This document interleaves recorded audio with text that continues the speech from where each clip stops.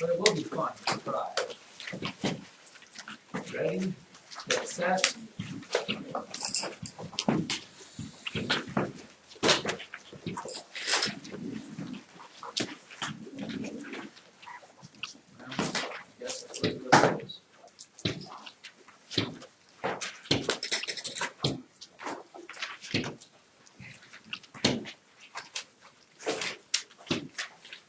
And the little subheading under that, ladies and gentlemen, drum roll please.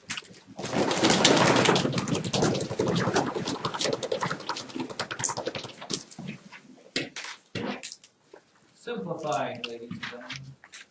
Simplifying. I will lay down some fundamental rules that most of you will ignore and not do and get the wrong answers until I have to yell at you so sternly that you eventually do. I don't know. It seems that's just the pattern we seem to be working with.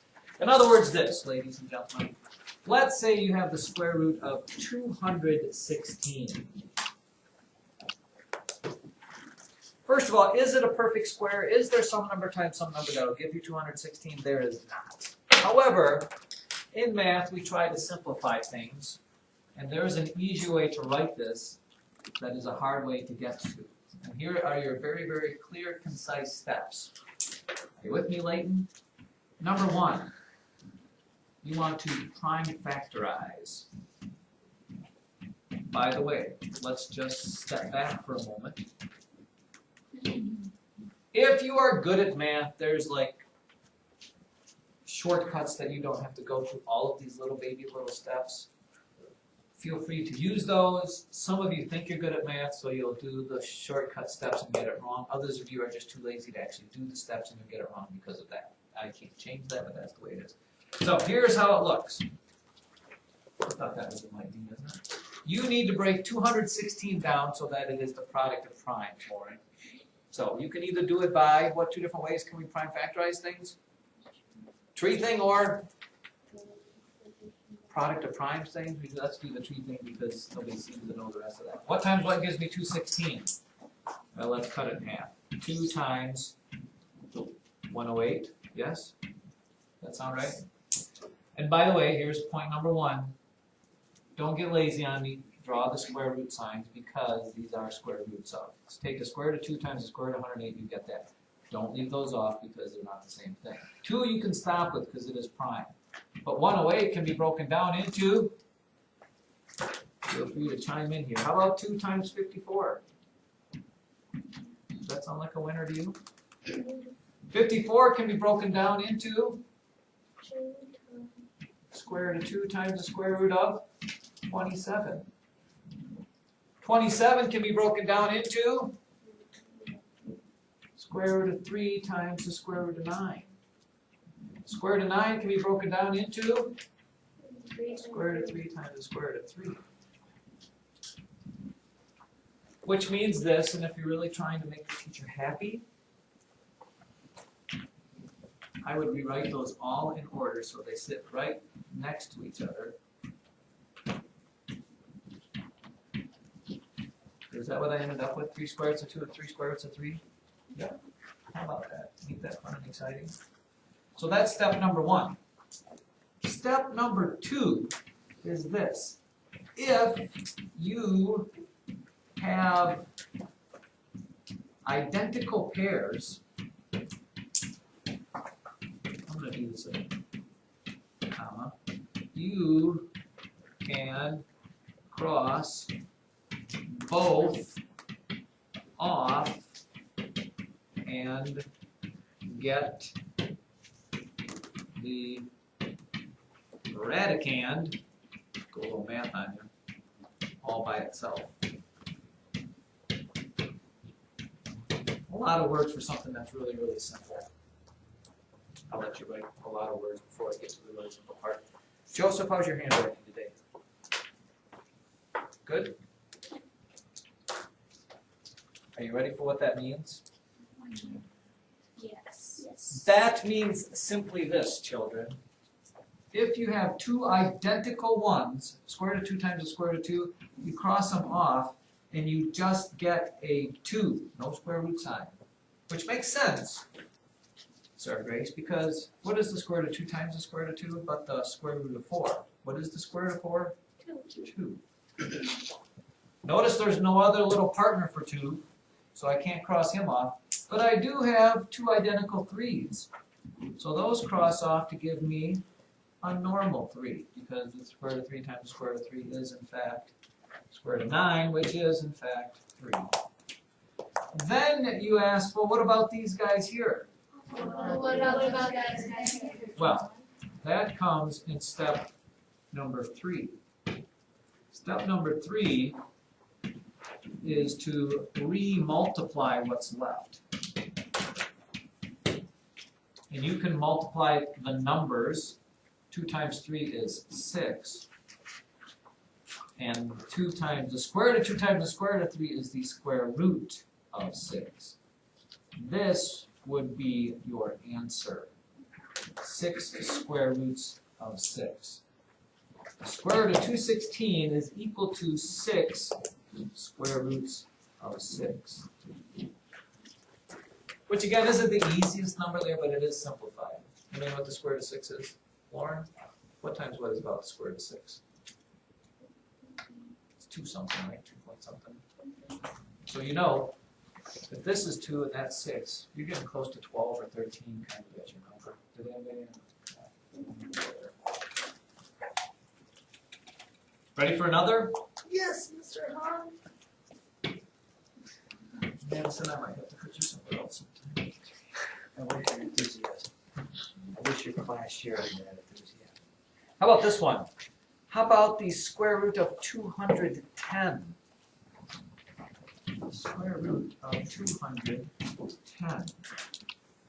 Shall we do? Let's do, because Lauren, I don't want her to look blankly at me again when I say let's prime factorize using product of primes and know the division by primes. You'd have to take this and divide this. What number goes into this? Oh, 3 does, right? This would be the square root of 3 times the square root of 70. You with me on that? Square root of 70 would be the square root of 7 times the square root of 10.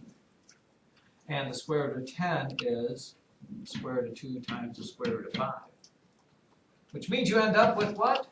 The square root of 2 times the square root of 3 times the square root of 5 times the square root of 7.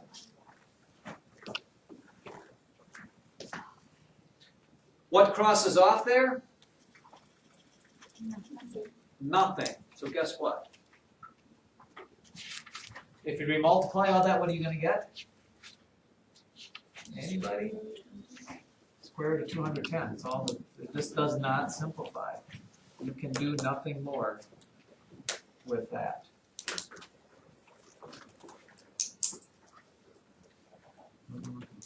Oh, look, we should write these down. Write these down while you're there. In your book on page 499, which is just one page before 500. I think we wrote down some of these before. The square root of 2 is about 1.41. The square root of 3 is about, what's it say? 1.73. The square root of 5 is about 2.24. And the square root of 10 is about 3.16? 3.16. This is just good to have in your memory banks. Because then you know, if I told you you got the square root of $10 for your birthday, you got $3.16. Now, somebody's going to say, but what if I'm mathematical? How do I do that quicker? What if I'm mathematical? How would I do that quicker? I don't think most of this applies to most of you. Well, let's say. So you got the square root of 20. And I asked you to simplify that. See if this makes sense to any of you. If this light turns on, you may or may not be half mathematical. Rather than prime factorizing it all the way down to something and then remultiplying, if You think in your mind about the perfect squares. And by perfect squares, I mean what? Who knows what the perfect squares are? Square root of 4 has a square, right? Square root of 9, square root of 16, those that work out evenly. If you think about this as you break it down into being the square root of 4 times the square root of 5, since square root of 4 is a perfect square, you don't have to really break it down just to figure that out because you know what the square root of 4 is. The square root of 4 is just 2. And your answer would be 2 times the square root of 5 because 5 doesn't break down. You know what I'm saying? Like this, or the square root of 32. What perfect square can you take out of 32? Great. That's not neither one. Well, yes, but you can take a bigger one out. I was going for something bigger. Somebody said it. The square root of 16 times the square root of 2, and the square root of 16 is 4. This is that simplified. Rather than doing this. Some of you will have to do this because I just know you do. The square root of 32 is the square root of 8 times the square root of 4, and the square root of 8 is the square root of 2 times the square root of 2 times the square root of 2, and the square root of 4 is the square root of 2 times the square root of 2. This all multiplied together gives you the square root of 32, right? Yeah. Cross off 2, you get a normal one. Cross off another 2, you get another normal one. This one doesn't cross off. You're left with the square root of 2. 2 times 2 is 4. I got the same thing. It's just that this way takes a little bit longer. If you can see perfect squares and take them out, you can get there faster. Eventually, when you get in high school, this will be like second nature to you. Right now, you may have to do it like this until that gets to that point. Remember what my words of advice were? Don't not write the square root symbols because you will. I'm too lazy to put the square root thing down. Right, Sarah? You will never do that, will you, ever? So, another example, like the square root of 200. You should tell me what that simplifies to. I just had this before I get you into it. What perfect square can you take out of 200 right away? 100. What is the square root of 100? No, it's 10 squared root of 2. Why? Because 200 is the square root of 100 times the square root of 2. This is 10. You're left with the square root of 2 sticking out. Now, Sophia. For any of our answers that we're doing our homework, would we put the squiggly lines because we're always actually sure that's what's supposed to be? There are no squiggly lines in this because this is a perfect number. No, like for the first one, like 216, if it's not a perfect number, would we put them? But they're not asking you to give, if they're asking you to give an estimation or a guess to it, the square root of 216? No, the square root of 210. I mean, this is the square root of 210. There's no squiggly lines. If I asked you to give me a guess, then you'd put a squiggly line. It's about, what did we say, I don't know, square root of 210 is about, I don't know, 14 something. Then it'd be squiggly line, because then you kind of estimate it. But this is an exact number. It doesn't work out for you, but it is an exact number somewhere. Another one you ask? Another one, yeah. Here, I'll let you do one. How about the square root of 90? Simplify the square root of 90.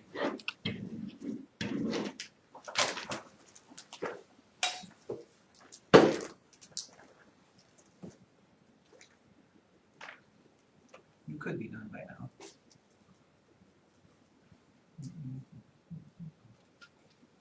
The square root of 90.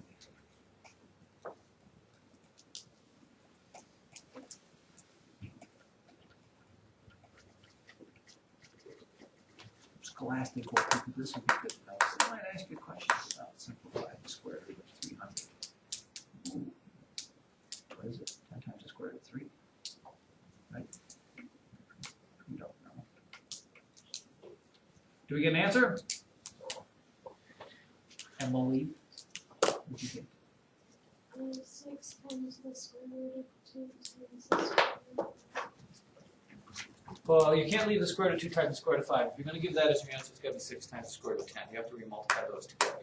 But your answer seems a bit high to me. So here we go. I'm going to break this down. The square root of 9 times the square root of 10. The square root of 9 is the square root of 3 times the square root of 3. And the square root of 10 is the square root of 2 times the square root of 5. Right? These two cross off and give you a normal 3. You have to remultiply this, which is the square root of 10. Yay! Dost thou see where thou made thy mistake, Emily? Yeah. And again, you could have stopped right here and said, well, the square root of 9 is 3. 3 times the square root of 10 is my answer. And we said the approximation for the square root of 10 is 3.16. So if I asked you to give me what this is close to, it'd be 3 times 3.16, which is about 9.48. And here is where, so if I would use the little squiggly line because it's not exact. Somebody wants to do another one. There's no math today. The square root of 1,000. Oh my. The square root of 1,000. If you're mathematical, by the way, we already know the answer right now. You can do that mentally. Clausing, did you get your answer? You know what the answer is right now without doing all that pen and pencil work? Just gotta look for perfect squares in it. Chase, did you get an answer mentally?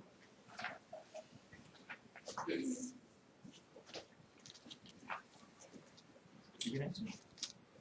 Did you do it quickly or do it all out? Did you?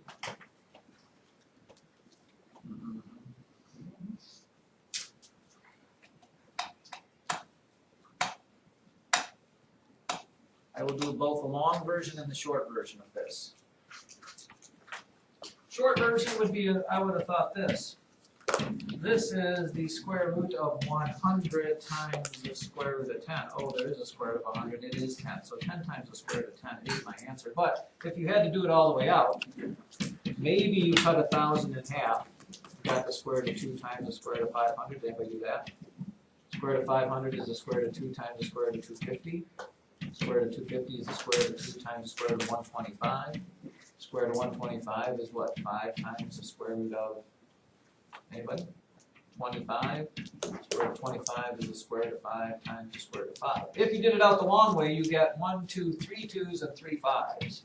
Square root of 2, square root of 2, square root of 2, square root of 5, square root of 5, square root of 5. 2 of those cross off to give you a normal 2. 2 of those give you a normal 5. Those are the normal numbers. 2 times 5 is 10, and the square root of 2 times the square root of 5 is the square root of 10. How many people got that?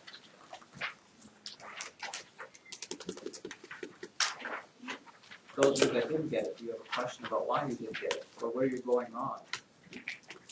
This is a fun. Oh wait, one more. Yes. Yes. What do you suppose the square root of 20,000 is? Oh my goodness.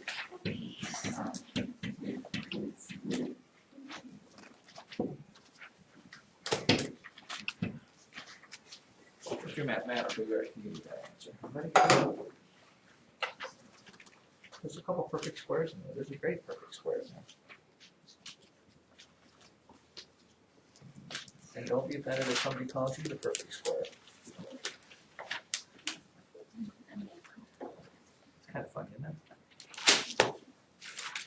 Like Huey Lewis once said, it's hip to be square.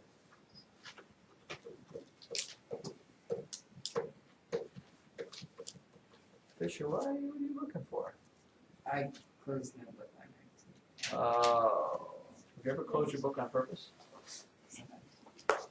50-50?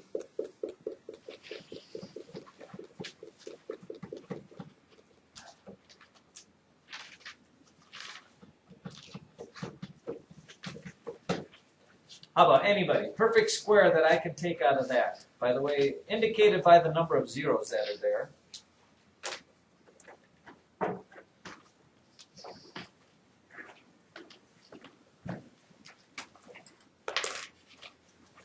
This breaks down into square root of 2 times the square root of 100 times the square root of 100. Why? Because 100 times 100 gives you 4 zeros.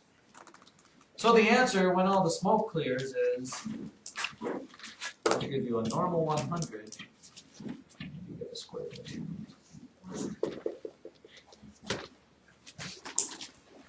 Anybody? Again, if that doesn't work for you, feel free to break it down all the way. Sometimes you got to do it. And eventually that light bulb may or may not turn on.